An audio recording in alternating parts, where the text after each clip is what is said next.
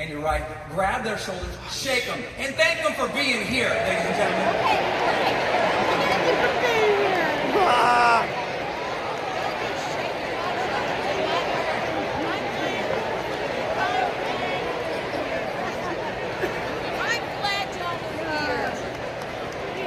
You know, I love you too!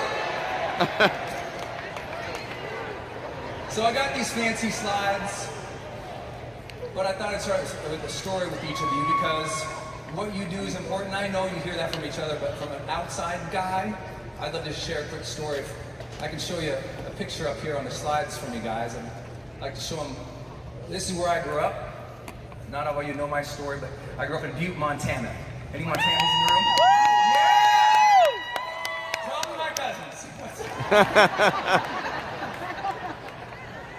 That's the house I grew up in. And you see the big fancy video they play before I come out here, but that's where I grew up. You know, there was a difficult winter where the heat had gone out for most of our town. Electricity had gone out. And when they turned it back on for everybody, they didn't turn it on at our house. My parents were behind, we couldn't afford it. Couldn't write that check. Couldn't get it fixed. So everyone else around us, they're okay, but Dad and Mom, you know, somehow raising us 4 kids, paycheck to paycheck, we couldn't afford the electricity. We couldn't get the gas turned back on. So I know I'm here to motivate you. I'm also here to tell you what you do is damn meaningful. So thank you guys for what you're doing. Appreciate what you do. I did luck out. Mom and Dad, Butte, Montana, I don't know if you've ever been there, but in winter, it's cold. Not like inconvenient cold. So when the electricity is out and you can't afford it, it's a dire circumstance. It's not inconvenient. It's life or death. But my parents being amazingly just try hard, blue collar, make it happen. I would say, we grew up in a town, you know how they say that, you know, some families grew up on the right side of the tracks? I grew up in a town, we didn't even have tracks. You know, I'm like, okay. But we grew up, Mom and Dad trying to do everything they could for us 4 kids, and I remember the heat goes out, electricity's out.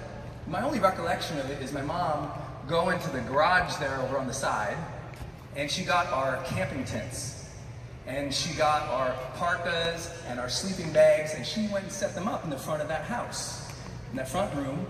And while us kids were too young to realize that they couldn't afford electricity, you know, Mom had the tent up in front, and we were camping in front, and she would bust out the Bunsen burners for anyone who's ever camped before. She's making lunch and dinner on the Bunsen burners, but also making it fun. So as kids, we're walking to school. I remember I was walking to school kind of, you know, I say, hey, where'd you sleep last night? They're like, in my bed. I'm like, we're tenting in the Burchard household.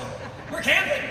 We didn't have anything, but they were resourceful parents. I know many of you who are that resourceful person in your family who gives and works and tries so hard, and good for you, because we need you to do that, to be examples for other people, because we grew up with nothing, but I always say we grew up with total abundance because we had love. We lucked out. People say, Brendon, you're so lucky. Thank you. I'm like, yeah.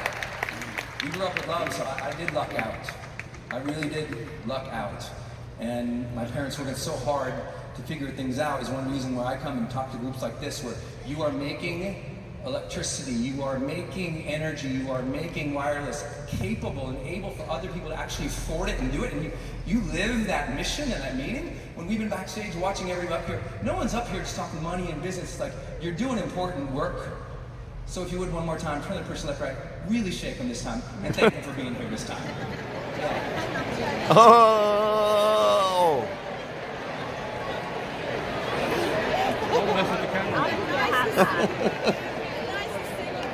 A lot of guys are paid to come up and motivate you, but I hope to share some science with you, some of my own journey and story trying to turn my life around, because I'm an entrepreneur just like many of you. In your own ways, you have to figure out how to make it happen each day. And the question I will pose to this group is so easy. Why is it some days on Monday you are so fired up, so incredible, get it done, checklist, goals, phone calls, emails, make it happen, get the business happening, crushing. And then Tuesday, it's kind of like that again. And then Wednesday at lunch, you're like, I'm going to take a little bit of a break. And then you turn on maybe a show, Netflix. And then you kind of like, you're supposed to do something that day. You had a checklist, you had goals on Wednesday, and then about in the afternoon you kind of look around and it says season 4. And you got all these half-eaten bags of stuff around you, and you go, oh, I was supposed to do something. Or maybe you're on your phone throughout the day and you get distracted, and 20, 30, 40 minutes goes by and you didn't even notice it went by. It just disappeared. By the way, if you lose 20 minutes of your day, every day, to just distraction, 20 minutes each day over the course of the year is 2 weeks of full-time work. So we lose these little moments and these little times. Or maybe you're like me, if you're at your desktop once in a while and you're working and prospecting and doing the magic, and all of a sudden you click that one link.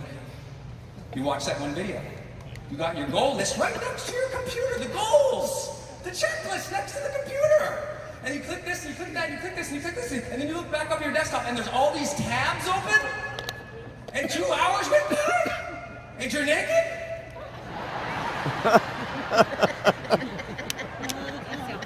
Just me, you know? And you lose your day. Why is it some people lose so many days and others are high performers? They're way more productive, they're way more focused, they're way more confident, they have more courage, and by every means that we can measure them, well-being, health, success, income, happiness, they're doing better than other people. That's been my life's work.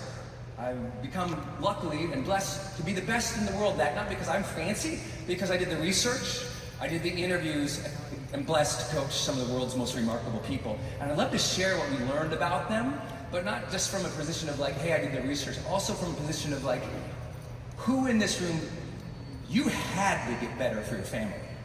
Like, you didn't have a choice. Yeah, we can all talk about habits, but until you don't have a choice, it's just personal development, motivational stuff. When you don't got a choice and your back is against the wall and you need to change your life, or you're out, or you're done, or you're miserable, or you're sad, or the family doesn't get paid, or the heat doesn't get turned on, you don't have a choice to get better, to value excellence, and that was me. It wasn't that I had a choice just for financial reasons. I didn't have a choice because I was a broken young man. You know, I have that beautiful picture of the house I grew up in with the empty lots and the broken down buildings in the background. My parents always trying to make it. But I had good parents, I had a good life, and then the worst thing happened to me in high school that could happen. I fell in love. We ever fell in love with the wrong person? You ever do that? I fell in love with the wrong person. Now, I didn't know it. She was my high school sweetheart. We thought we were gonna get married. You know, for a matter of fact, she wanted to go to college. I was just gonna mow lawns. I was making summer con. I was painting buildings, cleaning chicken coops, and mowing lawns and making good money in the summer, enough to buy my first car. I was happy where I grew up. I was good. I didn't need much. I never had big ambitions beyond the town I grew up in. She wanted to go to college. I was in love. We thought we were gonna get married. So I went to college with her. She signed up for a bunch of classes. I sat next to her. Okay, we'll go to these classes, I guess. I had a 1988 Nissan Sentra, and I welded a toe behind it so that we could drag a U-Haul over Rogers Pass in Montana. We shared the U-Haul, the expenses. We lived in the same dormitory. And by the way, for those of you who know what I'm talking about, Nissan Sentras weren't meant to tow things over the Continental Divide.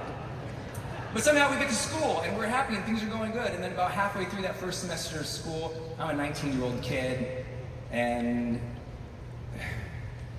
one night she discovers beer, another guy cheats, and if you've ever been in that place where your whole identity was tied up into somebody and then that relationship falls apart, sometimes you fall apart. And that's what happened. I fell apart completely. You know, I was only at that school and only in that dorm and only in those classes because she was. My identity was tied up into her, and then the relationship fell apart. I couldn't get out of bed. I stopped going to classes because she was there. I didn't go out with my friends because she was there. I just stopped living. I never got out of bed. I ate terrible food. I know some of this is not unique to college freshman experience, so I'll get to the good part in a minute. I just stopped showering. My friends would come by, try to motivate, come on, Brendon, let's go. And I'd always been the happy-go-lucky kid, and I couldn't get out of bed. And then it turned into depression. And then it turned into suicidal thoughts. And then it turned into suicidal planning. And I wasn't thinking about it, I was planning, and I'd written the letters, and I knew what I was going to do. No matter what my friends did or what anybody else did, I couldn't change. I wanted to feel better, but I didn't know what to do. And, you know, I realized later it was like two things really saved my life. The first thing that saved my life is reading. I always read books. So even though I was laying in my filth and my sadness in the bed, depressed, at least I had the books, and, you know, I could read the books. And I remember one day I opened up the school newspaper, because I would read that too, and I was flipping through the school newspaper, and there was this full-page ad. And so if reading was the first thing that changed my life, marketing was kind of the second thing, because I remember this ad. It was a full-page ad in the student newspaper. I'll never forget it. I still see it every time I tell this story. There was this perfect white sandy beach, this turquoise ocean, this perfect blue, perfect green palm tree, blue sky, this beautiful image, and across the top was the best marketing headline of all time for a young man who is miserable in life. Across the top it said, "Escape." And I was like, yeah. Summertime jobs needed in the Dominican Republic. Now remember, I'm in Montana. I don't know where the Dominican Republic is, but I know she's not there. So I get my tickets, and I go down with my friend Kevin to work in the Dominican Republic, and we become like glorified like assistants. We got a job showing people around the island, taking them snorkeling, helping out a local entrepreneur, running errands, and we were just two dumb Montana kids in another country trying to learn about life. And while we were down there, that magic of the Caribbean was kind of getting into my soul a little bit, and I was coming back to life a little bit. I remember one night we hop in the car after taking and dropping somebody off at their house. It was a little before midnight. Kevin jumps in the car, he's driving, I jump in the passenger side. We start flying down this road, going 85 miles an hour back to where we were staying. Brand new paved road, all flat. We are flying down this road, and I remember all windows are down, and that humid, amazing Caribbean air is coming in, and on the radio was that song by Tom Cochrane, "Life is a Highway." I want to ride it. And we are just singing this song and flying down this road. And then we came upon a corner that here in the United States would have had one of those big yellow signs with a big U-turn arrow. Warning, slow down, sharp corner ahead, 15 miles an hour. Developing country, road, no sign. We round that corner 85 miles an hour. I still hear Kevin scream, grabs the wheel, "Brendon, hold on!" And he cranks that wheel. And what happened to me in those moments next is the only reason I'm here with you guys. Cranks that wheel, hold on, right? Brace. And if you've ever been in that situation before, you know the feelings that happen next. Because if that moment happens for you where you see the end or you're scared of the end, that fear that braces in you, things happen, maybe cognitive or emotional or spiritual, I don't know what you call them, but that first brace, as he grabs that wheel and we start sliding, that brace was this indication that feeling, that fear, that terror that goes through you is because you want to know if you lived your life. You want to know because if it's the last moments, you want to know, did I live? You got a moment of cognition before you go away. You know, did I live? Did I live my life fully and authentically and joyfully? Was I really here and present? And did I live my life?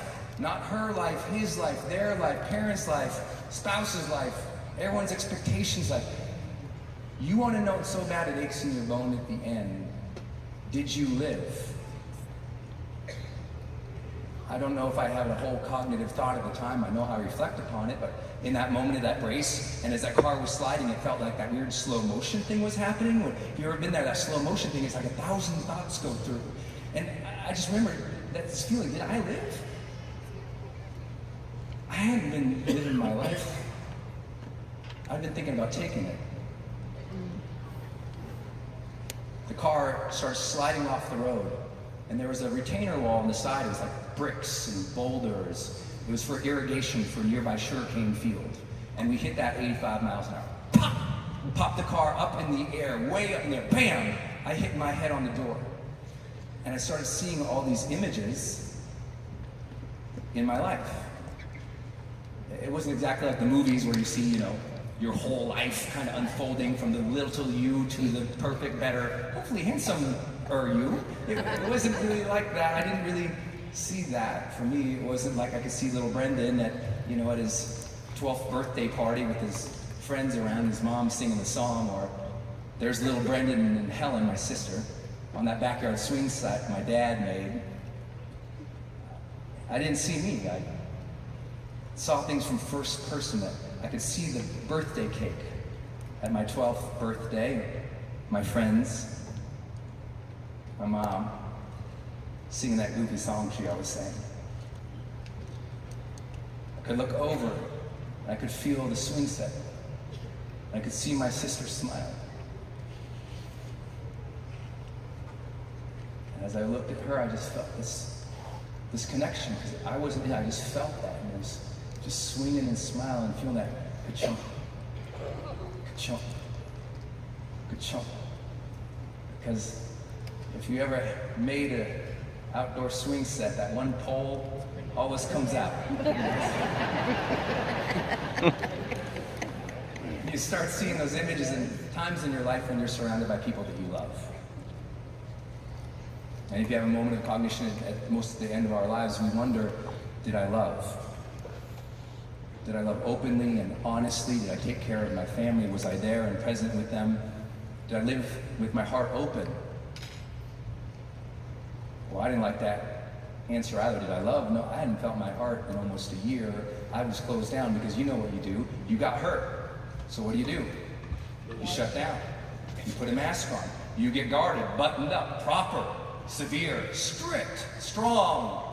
But you start pushing them out. And you know how it goes. You build up that wall to keep out the bad guys, but who else can't get in? The good guys. In our own self-protection, we tend to block out the very thing we so desperately desire: connection. You push them away, no one gets in, you stop living life. You stop loving and connecting, and that's what I did. I was a hurt young man. Many of you all know what I'm talking about. The car, after it flipped several times there, hit the ground, flipped and flipped and flipped, rolled off the highway. I got knocked out completely. When I came to, Kevin, who had been driving, is screaming at the top of his lungs, "Brendon, get out, get out, get out!" And I'm trying to shake it off, and I look over, and there's a huge chunk of his head that's open.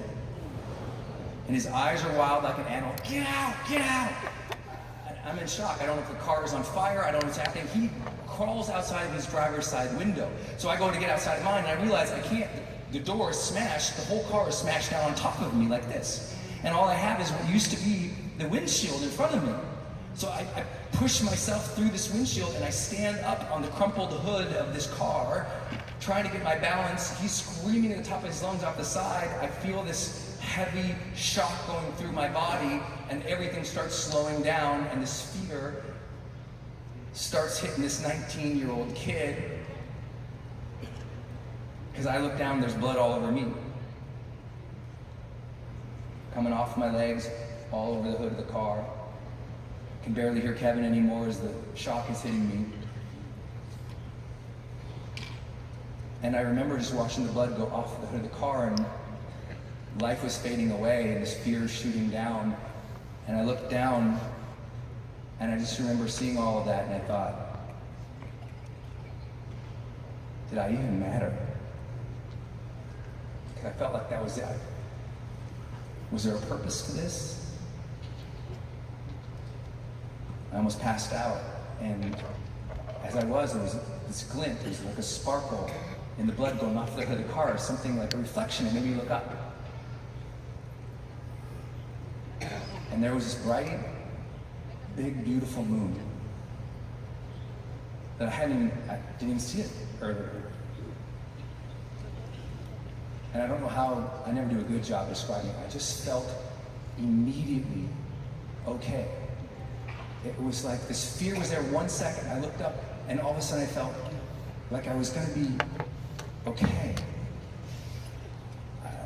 Describing it later, I felt like, the big guy upstairs reached down and handed me what I call life's golden ticket. Like that second chance moment we all get sometimes.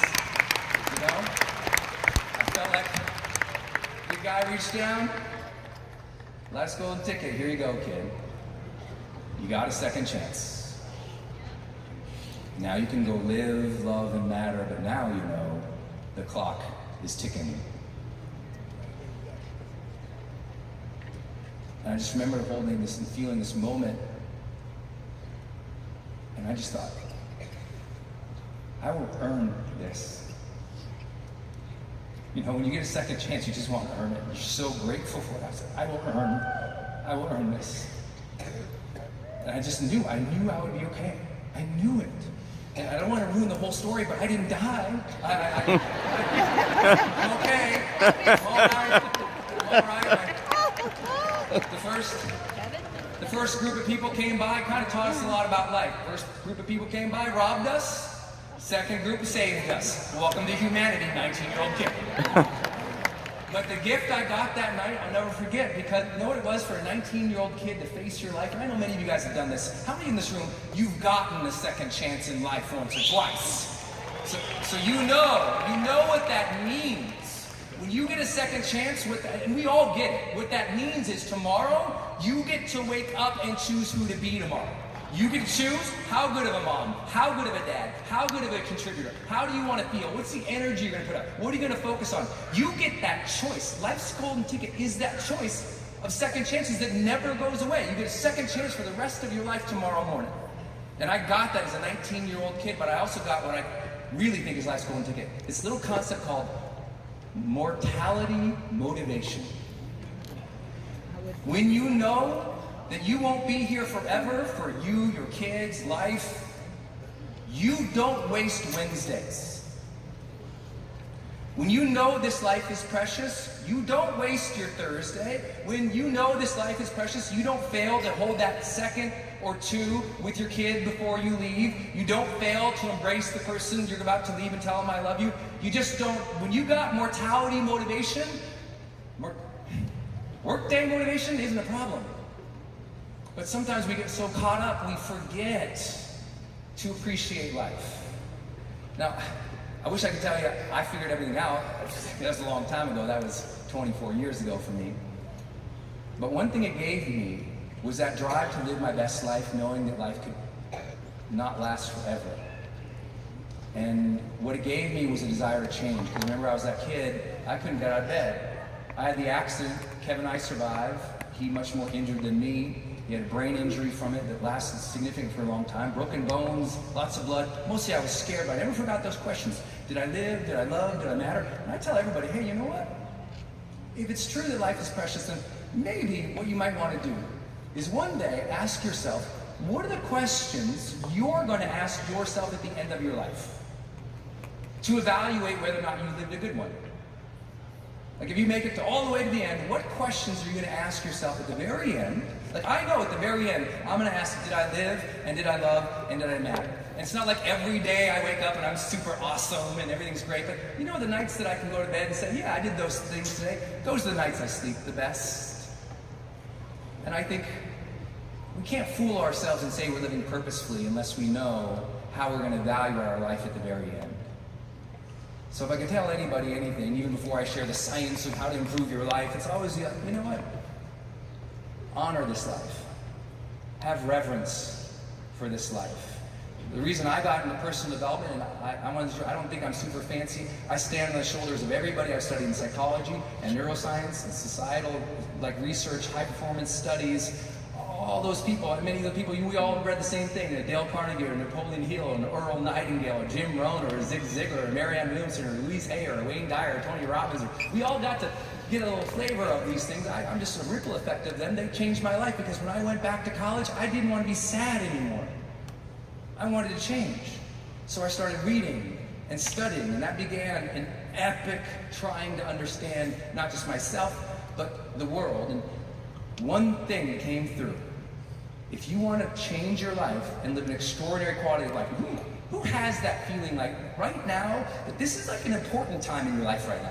Like a really important time. So listen, if this is an important time, do you have to be on your A game, yes or no? Yes. Like if you're going to build this business, you're gonna reach more people, help more people, grow your life, and take care of your family, then you gotta take this moment, this transition seriously. And I'm one of those weird guys, I just feel like everyone in this room, there is serendipity for why you are in this room. Maybe it wasn't me, maybe it was another speaker, maybe it was someone you're sitting next to on your left or your right. But I'm one of those people. There's 7 billion people on the planet, hundreds of cities, and you're sitting right there next to her and him. Maybe we are in a place where we are supposed to hear the messages. Maybe that's just, we've been lined up, you know? I tell people all the time, I coach one of the most successful women in the world, and she's got 10,000 employees under her. And one day she said, you know, working with us, what she realized was achievement wasn't so much her problem anymore. Most of you all, you can achieve amazing things. You're good at the checklist. You wouldn't be here unless you weren't already going for your family, for your business. But sometimes achievement isn't your problem. Alignment is. You know how to get stuff done, but sometimes it's not the right stuff. You know, there's a difference between your busy work and your life's work. The things that move the needle, the things that you're excellent at, the habits that really matter, the priorities that really progress you. And that's what I studied. I learned a couple things. One thing I learned in this study is a very simple thing, that excellence is something everyone said you need to have. It didn't take a lot to understand that. And excellence is an art won by training and habituation. Aristotle said this a long time ago. We are what we repeatedly do. What did you do last Wednesday? Excellence is not an act, but it is a habit. And so, what have your habits been revealing about you? Like if I parachuted into your life right now and we looked at the last 5 weeks, is it super abundantly clear that you are seeking to live an extraordinary life for your family? Or are you doing what the real problem is for people who are good but never break through? Are you going through the motions? Because some people in this room, and this just, let's be real for everybody, me too, there's a lot of times you go through the motions. You kind of phone it in. You do the calls, you do the outreach, you have the meeting, but you aren't intentional. You're not showing up as your best self. You're not getting ready. You're not preparing. You're not bringing your best. Can we all admit that's true sometimes? Yep. But sometimes just going through the motions is why you're miserable. Because even if it's making enough money or it's good enough, the human spirit wants to be let out. The human spirit wants to focus and be intentional and be great. And all personal development begins with something simple inside. I want to be more excellent and have an extraordinary quality of life. I want to have a better quality of life for the people around me, and I got to get my habit in. And that's what we're going to talk about today. Getting your habits in rein. If you didn't know why they brought me here, it's less about my story and more about this book I wrote. We conducted at my company the world's largest study that's ever been done on high performance. And this study was massive. 2 million data points from 190 countries around the world, millions of assessment points, millions of conversational points, data, trying to understand what correlates to long-term success. So meaning, we studied the top 15% in hundreds of fields around the world, and we asked, what is it that makes them difference? And I'm going to tell you the habits, but I will remind you of one principle. They appreciated life, and they wanted to get better. Who can agree with that's where you're at right now? You appreciate life and you want to get better. That's why you're here. They started with that. There was like, you know, it sounds weird to say, but you know how everyone wants to fill out gratitude journals today? And I love them. But a lot of people, they're really grateful in their gratitude journal. But if you look at the more important record of gratitude, it's your calendar. It's how you spend your time. Because guess what? You can write nice things in your gratitude journal, but your calendar tells the real story. If you have reverence for life, you care about weird things like time management. You know, not the sexiest thing in the world to talk to a group about time management on your last day, but how you spend your day is a reflection of how much reverence you have for your life. It just is. So we did this huge study and we asked, well, what's the difference? But outside of having reverence for life and wanting to grow and be excellent, what makes the difference? Well, first, let's define some high performance stuff, then we can geek out. Now, for some of you, you're wanting me to tell more stories, and some of you, you might be geeks. This is the part of the story for all the geeks in the room. Just for everybody who likes the detail, I'm gonna geek a little bit for you because I'm such a nerd, and here it begins. Okay, first let's define high performance. High performance means you succeed beyond standard norms consistently over the long term. That's like the fancy definition. It means you succeed consistently over the long term. Not on one Monday, not on random Mondays, but consistently. And you saw the people who are up on this stage who I watched get rewarded, these people who were all up here, they were the consistent ones among us. Is this true, yes or no? Yes or no? That's what they were. They were often just more consistent, but they were succeeding just beyond what everybody else does. That's called high performance. When you ask high performers, what does it feel like? Like when you're your best, what does it feel like? They always say the same three things. One, they're fully engaged in the work. That's hard, because you know what most people do? They don't engage, they disengage when it gets hard. They're not living their life assertively, they're avoiding the difficulty. They're not engaged. Right? You need to have that conversation with somebody on your team or in your family, and you keep disengaging and disengaging, because avoidance, oh my God, avoidance is a great short-term strategy to feel good. Right? When you avoid it, whew, glad I don't have to deal with that. But avoidance, while it's a short-term strategy to feel good, it's also a long-term strategy to guarantee suffering. When you live in avoidance, everything just keeps getting worse. Over and over. They also tell us, you know what? In high performance, there's this thing called living from joy. Who loves life in this room? I know, I've heard you. Scream, let me hear you scream if you love life being here. Woo! We teach all our audiences, don't wait for joy to happen in your life. You gotta bring the joy. Like if you ever came over to my house, you say, Brendon, what should I bring? You want me to bring some coleslaw? You want me to bring some barbecue? I say, no, you bring the joy. I'll take care of the rest, baby. You bring that joy. Let's have a good time. Who's here for a good time in life? Woo! Because when life is short, you take joy seriously. And then confident. You know, some of you, gosh, you're so friggin' capable. You are so good. And you have so much potential, but you keep selling yourself short. It's no one else's problem. You keep selling yourself short. And maybe you never got that training on confidence. And what I like to tell people, you know, the science of confidence is really clear. And it doesn't mean that people are going, ba-ba-boom, I'm perfect, ha ha ha ha. That is not. You know what confidence usually is? Confidence is your belief in your ability to figure things out. It doesn't mean you're fully competent. It means I believe enough time, energy, and effort, I can figure it out. Competence is important, but if you don't have confidence, you won't try. In psychology, or in my work of high performance studies, we call it the competence-confidence loop. The more confidence you have, the more willing you are to try to learn new things. As you learn new things, get more competence, you're willing to stretch and learn even more. So there's this loop. The more you learn, the more you try, the more you try, the more you learn, the more confident you become. And that's all high performers are doing. They don't think they're perfect, they're not fancy, they're just going, you know what? I believe I can figure this out. And here's what I know about your organization. With enough time, energy, and effort, if you will reach out to the people to your left and your right, with the leaders who I met backstage and know in this organization, you got the support here.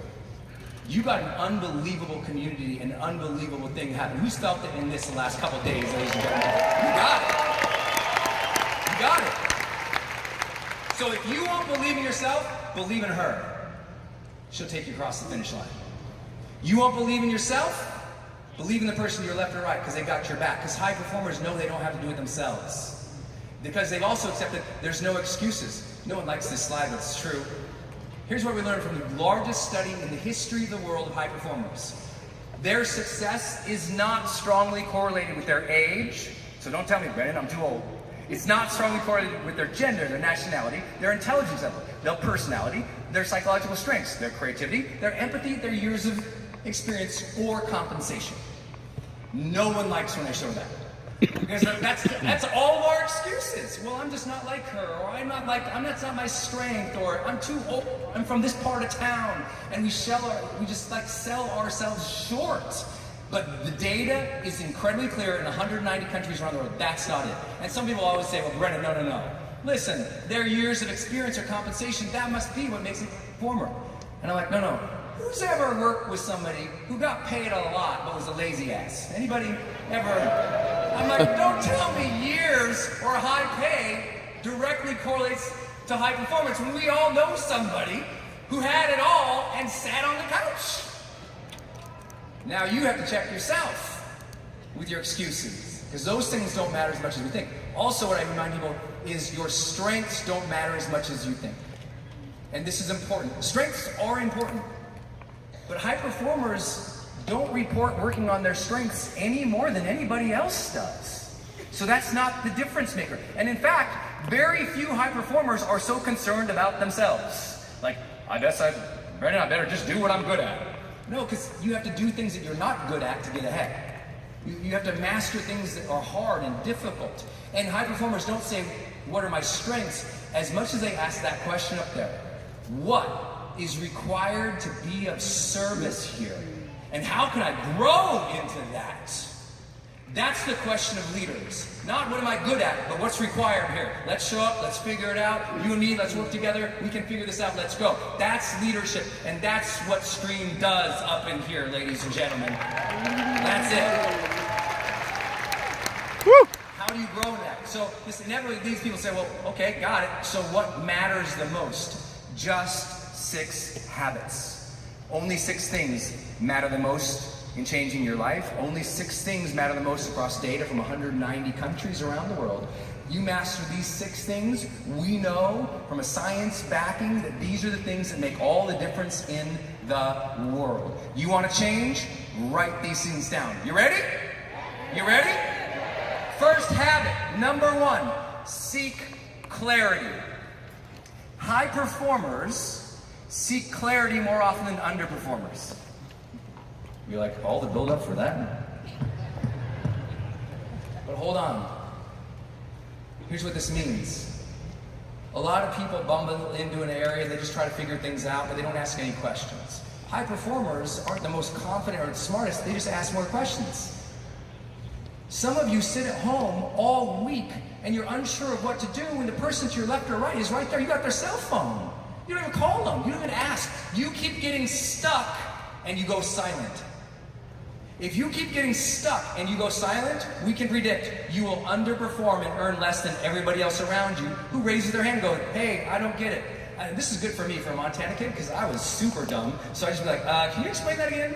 Can you tell me what to do? I was always willing to ask for help because I was dumb. It's a good thing because who knew that would become so critical? But it's not just seeking clarity by asking more questions, because high performers do ask more questions. They don't suffer alone, they get instruction, they get clarity. Who's learned something from somebody who came up on the stage who inspired you this week?